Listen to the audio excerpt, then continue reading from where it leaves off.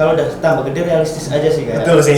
Betul sih kayak. Ya Betul udah banget. ditambang tuh, insya Allah income-nya banyak gitu. Pastinya ya kan. Dan di bagian timnya.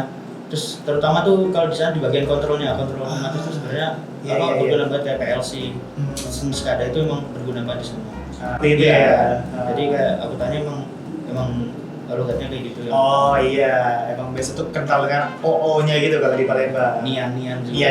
Iya betul banget lagi. Kan wong apa ya, khasnya tuh wong kita galau, iya kan? Iya, wong kita galau.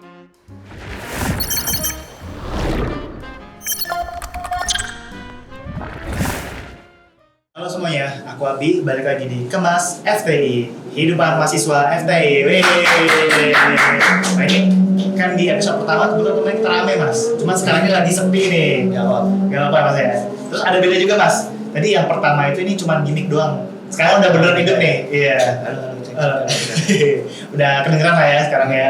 Oke, ini kita balik lagi nih sama salah satu mahasiswa FTI. Tapi kalau yang sebelumnya itu mahasiswa baru, sekarang tuh udah mahasiswa akhir lah ya istilahnya ya. Hampir akhir. Boleh dong mas kita kenalan dulu nih mas. Oke, halo teman-teman. Halo Abi juga. Nama aku Alfa Lukmanul Hakim dari Elektro 22. Elektro 22. Tadi panggilannya Mas Alfa ya? Alfa boleh. Oh, oke. Keren sih namanya ya. Ya, lumayan. Oh iya nih, buat kalian ya yang penasaran nih, sebenarnya Mas Alfa ini dia habis magang di salah satu perusahaan yang di Palembang Mas ya? Betul. Di Palembang, di Bukit Asam. Betul Mas? Betul sekali. Kalau boleh tahu Mas, gimana sih Mas? Kan ada banyak perusahaan Mas ya. Terus kenapa sih Mas tuh akhirnya memilih di Bukit Asam? Kan ada Honda dan yang lain tuh. Ya, jadi kenapa aku memilih di PT Bukit Asam kan? Sebenarnya PT Bukit Asam itu kan perusahaan tambang ya, tambang di bagian batu bara. Yeah. Sebenarnya dari kecil juga aku udah kayak pengen sih kerja di bagian tambang sebenarnya, karena melihat dari saudara-saudara juga kayak asik juga ya di tambang itu ya. Nah itu juga salah satu motivasiku kan sebagai magang di sana. Terus juga sekarang kayak kalau udah tambah gede realistis aja sih kayak. Betul sih kayak ya udah ditambang tuh insya Allah income-nya banyak gitu. Pastinya ya kan. Ya, makanya kayak ya itu menjadi salah satu motivasi juga sih. Oh iya sih. Berarti emang udah passion juga ya, selain masalah gaji mungkin passion dari kecil lah Mas ya. Kecil pengen aja sih. Keren banget sih Mas. Tapi Mas tuh kalau boleh tahu Mas, di sana itu Mas di posisi apa Mas? Kalau di si Bukit Asamnya itu kan kita kebetulan berempat. Kita berempat tuh di perencanaan pembangunan infrastruktur di BTBA-nya. Oh, I see. Nah, jadi untuk infrastruktur di sana itu yang bangun itu ada kantornya sendiri. Kalau di sana tuh sebutannya P2I. P2I. Oh gitu. Terus untuk satuan kerjanya di sana tuh aku di bagian pembangunan TLS 67. Oh. Pembangunan TLS 67, jadi pembangunan train loading station. Wah. Itu berarti berempat di sana Mas ya? Ya kebetulan di sana semua, di tempat ini sama semua di sini. Oh, oke. Kalau bertahu di sana emang katanya kalau magang itu harus dimaksimal, maksudnya dibatasi nih Mas ya orang-orangnya yang bisa magang di situ ya? Jadi kalau di PTBA itu kan sebenarnya ada beberapa satuan kerjanya kan, di webnya juga ada. Iya betul. Jadi ada emang batasnya, ada yang bisa 10, ada yang bisa 5, bahkan ada yang bisa 4. Ya ada yang mungkin 1 juga ada. Jadi sesuai kebutuhan satuan kerjanya sebenarnya. Oh gitu. Wah, berarti kalau buat teman-teman yang lain nih, kalau misalnya emang mau bareng-bareng sama temannya bisa banget ya di Bukit Asam ya. Cek aja sih di webnya, di websitenya ya. Oke. Kalau boleh tahu Mas, di sana tuh kan udah masuknya profesional lah pastinya ya. Udah kerja profesional ya. Ada apa sih tantangan-tantangan apa aja yang Mas alami selama magang di sana? Sebenarnya tantangan di sana tuh emang yang pertama karena aku orang Jawa, jadi udah aku dari Wonosobo itu dingin, terus di sana panas, jadi itu agak susah dia. Iya betul. Susah ya sebenarnya. Teman-teman mungkin teman-temanku udah biasa gitu. Iya. Pertama itu sih. Terus yang kedua tuh di tantangan di sana karena kerja profesional, sebenarnya kita harus ngikutin juga nih kerja profesional di sana. Betul. Jadi mungkin di sini kita praktek-praktek, mungkin kita di sini bisa belajar prakteknya, di sana tuh udah realisasinya, jadi emang ya agak susah di sana sebenarnya. Iya. Tapi memang di sana diajarin banget sih, karena kita magang juga kan. Iya. Bukan kerja juga kan. Jadi di sana cuma ya udah diajarin, dikasih teori-teori juga, nanti bakal dikasih study kasus. Iya. Berarti emang di sana tuh mungkin ada mentornya gitu lah ya yang ada bimbing, nggak langsung dilepas gitu ya. Kalau dilepas langsung kita bingung ngapain di sana. Iya, soalnya kan kata-kata orang nih ya, kan kalau misal di dunia kerja sama dunia kuliah itu kan berbeda ya. Tapi emang bener Mas kalau misal emang kayak gitu. Kalau emang berbeda pasti berbeda. Ya. Kita di sana harus profesional lah, kayak ada mungkin ada yang senior di sana, emang kita harus lebih apa ya, lebih menghormati lah ya. menghormati lah. Iya betul. Jadi kayak harus tahu tempat nanti di sini harus seperti apa. Oh iya. Emang harus menyesuaikan lah juga sih. Betul sih pasti. Tapi kalau misal dari segi materi-materinya Mas, misal kayak kerja di kita ada praktikum biasanya ya, mungkin Mas ya udah pernah, kalau setahu aku tuh di elektro ada IoT ya Mas ya? Ada. Nah mungkin itu emang benar-benar kepake kah atau ternyata tidak terlalu kepakai gitu? Kalau di bagianku magang itu tuh emang kepakai sih sebenarnya. Di bagian IT juga ada, di bagian IT-nya. Terus terutama tuh kalau di sana di bagian kontrolnya, kontrol otomatis itu sebenarnya berguna banget kayak PLC, sistem SCADA itu emang berguna banget di sana. Menurutku ya berguna sih kalau kita bisa di kuliah nih. Ada banyak praktikum sama materi sebenarnya kepake juga di sana. Jadi terbiasa juga ya lama-lama ya. Ya minimal tuh sebenarnya tahu dulu sih apa ini basicnya ya. Basicnya tuh apa, nanti di sana pasti juga diajarin karena di sana kan pasti lebih kompleks kan sebenarnya. Iya pasti ya. Di sini kan aja ya. Mungkin dasar sama ada perkembangannya dikit lah. Kalau di sana pasti udah kompleks banget karena memang benar-benar besar gitu loh, satuannya besar. Wah sih. Iya. Tadi kan tantangannya itu kan salah satu tadi kan dari segi cuacanya Mas ya. Kalau dari aku. Iya, soalnya aku juga ngerasain sih, teman-teman mungkin udah pernah ngerasain juga ya, hari di Jogja tuh rasanya dingin banget ya. Apalagi kita di UI itu di Jakal kan, dekat Gunung Merapi itu dingin banget. Nah, tapi ada nggak sih Mas fun fact menarik atau mungkin hal-hal cerita lucu yang Mas lakuin selama magang gitu? Kalau fun fact sebenarnya dari hari pertama sebenarnya ada fun fact sih sebenarnya. Oh iya, gimana tuh? Kayak sebenarnya kan kita di sana kan ada motor kan. Iya. Itu motor 2, kita berempat.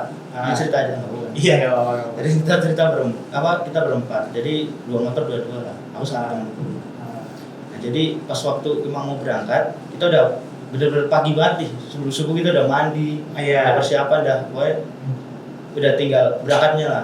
Pas kita mau berangkat, ternyata tuh kunci satu motornya hilang sebenarnya. Jadi sebenarnya agak itu karena yang terakhir pakai aku sebenarnya kan aku panik banget kan. Aduh, gimana tuh Mas Ini di mana nih? Aku nyari di kamar udah buka semua lemari, nggak ketemu, kasur nggak ketemu sama sekali nih. Udah akhirnya udah mepet banget nih. Daripada aku nyari-nyari terus, aku langsung ngomong ke temen gue aja intinya, ya udah berangkat dulu nanti gantian nanti. Iya. Berarti bolak-balik gitu ya. Terus itu oke, udah sampai sana. Ya mungkin aku mikir, waduh hari pertama udah kayak gini ya. apa nih gitu kan. Tapi ya udah kita lanjutin aja, akhirnya dari situ kita berangkat nih ke tambangnya. Kita pertama mau di kantornya dulu kan. Akhirnya di tambangnya kita berangkat bareng-bareng sama pembimbing lapangan juga.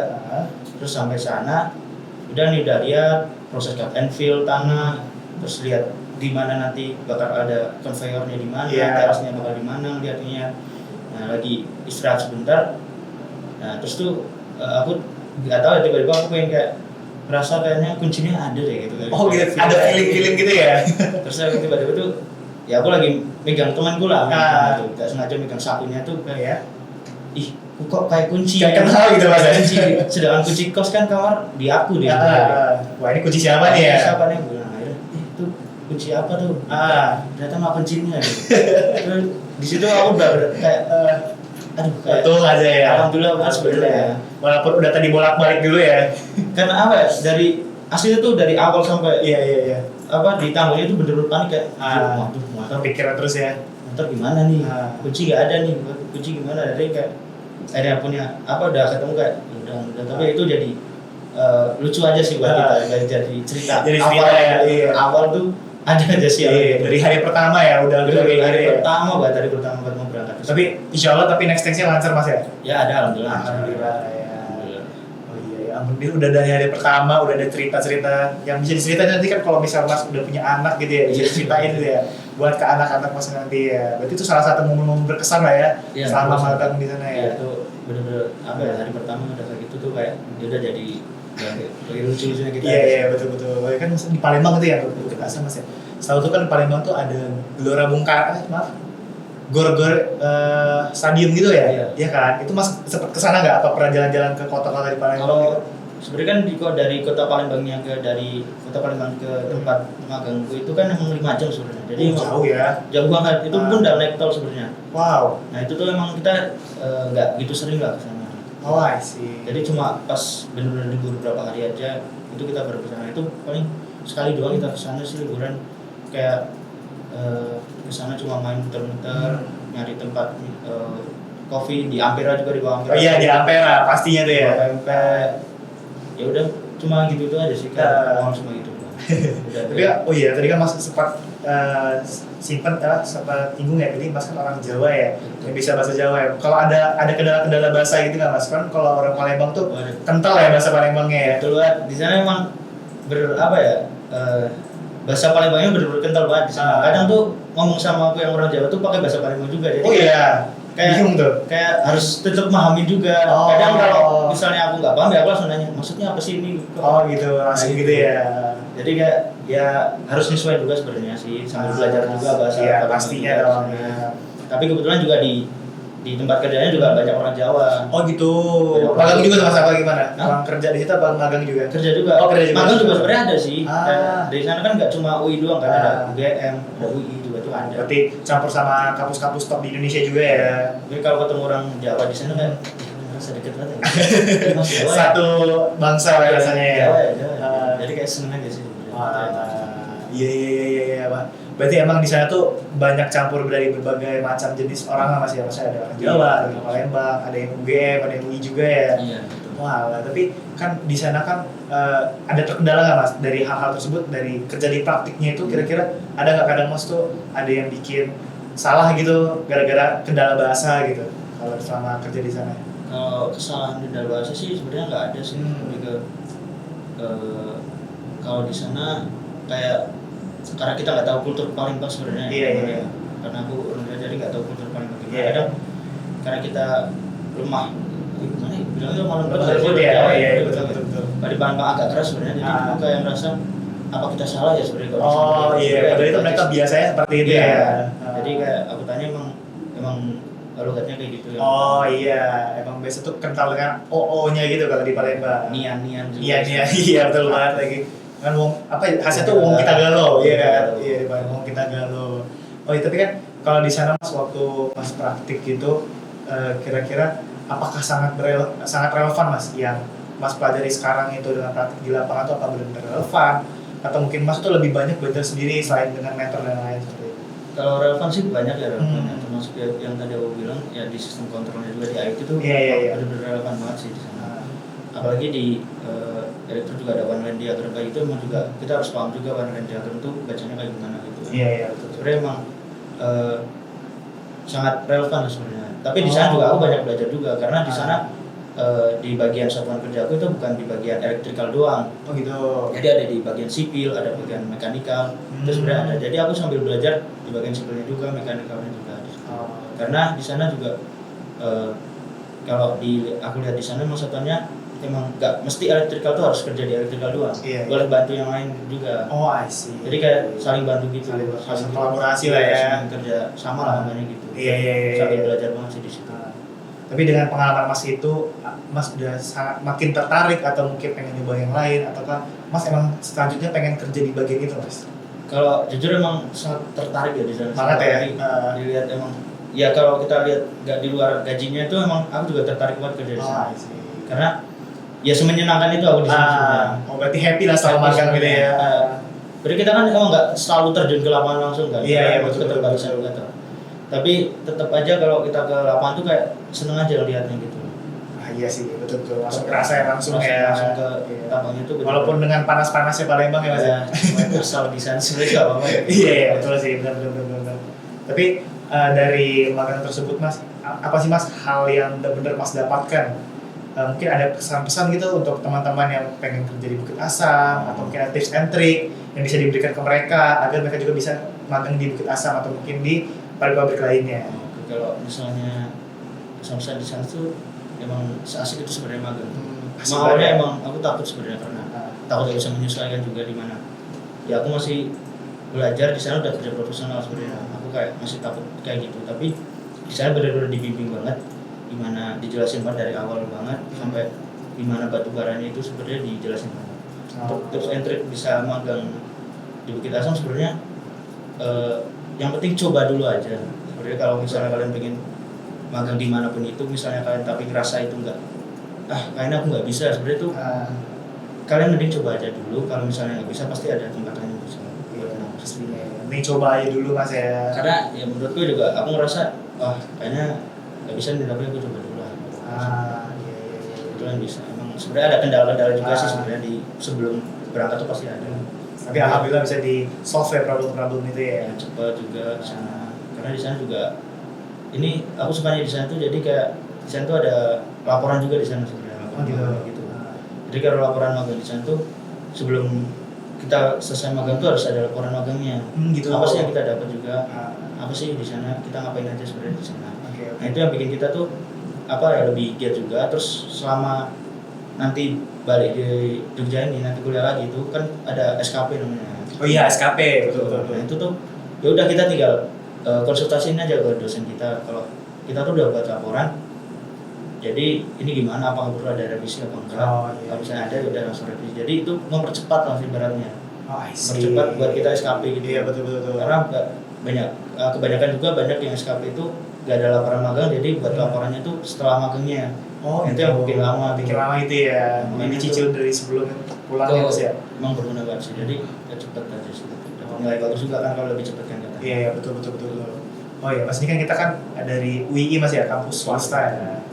Kalau boleh tahu apakah ada Mas misal kayak sebuah tantangan sendiri kalau kita dari swasta, apakah emang kita masih bisa bersaing waktu kita ingin mendaftarkan di ASAM itu Mas?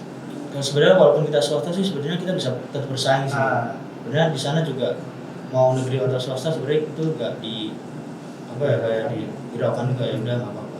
Ini dari skillnya Mas ya. Ini tuh kita jangan lihat swasta atau negerinya sih, dari kita sendiri ya. Kita intinya pede aja sama kita, serius aja buat kuliah, dapat materi, dapat praktikum, apapun itu dilakuin pasti kalau di perjalanan nanti besok kita perjalanannya itu pasti dapat juga sih. I see, oke.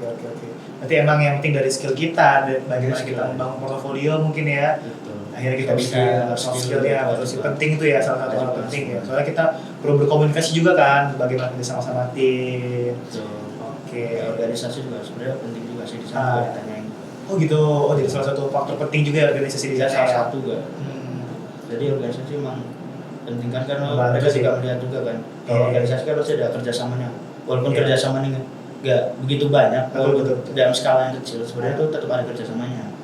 Ada leadershipnya juga di sana. Jadi kayak dari sana memang tetap harus dilihat. Kalau itu tuh jadi patokan. Nah, kita kan harus bukti nih. Kita katanya bisa kerja sama tim, bisa leadership, buktinya apa? Dengan cara mungkin organisasi, mungkin dengan ikut kepanitiaan atau apapun. Kebetulan emang di kami itu di UII ya khususnya ya, kita tuh udah ada banyak organisasi, baik itu organisasi internal, eksternal, ataupun berbagai UKM mungkin kan kalau nggak salah ada robotika ya di FTI kan, robotika, terus ada UASC, ada Gatot Kaca. Itu kalau misal teman-teman nih yang tertarik pengen ikut di UKM tersebut bisa banget tuh join di UKM ataupun panitia ataupun organisasi yang ada di UII, khusus di FTI UII. Oke, mungkin bisa Mas kasih satu kata deh buat magang kemarin. Satu kata ya? Iya, satu kata. Satu kata itu berkesan. Wah, sangat mendalam sekali ya maknanya. Sumber. Iya. Saya happy di sana sebenarnya. Oke, terima kasih ya Mas Alfa ya sebelumnya ya. Oke, ini sebelum kita ada hadiah nih Mas buat Masnya nih, karena udah bersedia betul. Ini karena kebetulan ya, ini ada dalamnya ada tiket umroh juga. Wah ini dia kebetulan saya kali. Oh iya tiket umroh nih. Jadi di dalamnya ada tiket umroh. Jadi ntar Mas tuh bisa banget nih kalau mau umroh pakai hadiah di dalam ini. Amin. Kasih buka ya. Iya, amin. Terima kasih ya Mas ya sekali lagi Mas ya. Terima kasih juga Bi. Lancar selalu ya kan. Iya. Terima kasih buat teman-teman semua yang udah menonton. Ditunggu di episode selanjutnya di Kemas FTI. Kehidupan mahasiswa FTI. Dadah.